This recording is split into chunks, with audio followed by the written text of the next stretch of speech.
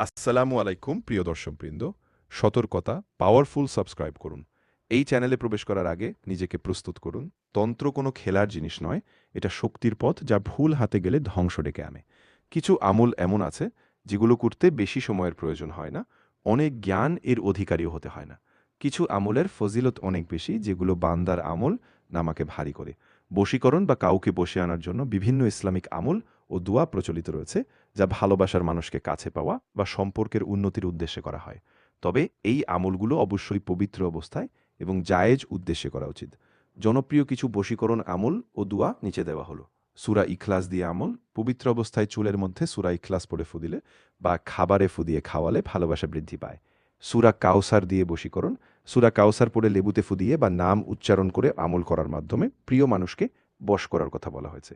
দূর থেকে বশ করার আমল: ভালোবাসার মানুষকে দূর থেকে বশ করার জন্য নির্দিষ্ট দুয়া ও আমল রয়েছে, যা নিয়মিত পড়লে উপকার পাওয়া যেতে পারে। সতর্কতা: বশীকরণের আমলগুলো কোনোভাবেই অন্যায় বা কারো ক্ষতি করার উদ্দেশ্যে করা উচিত নয়। দুয়ার দ্বারা অসম্ভবকেও সম্ভব করা যায়, যদি আল্লাহ তা কবুল করেন।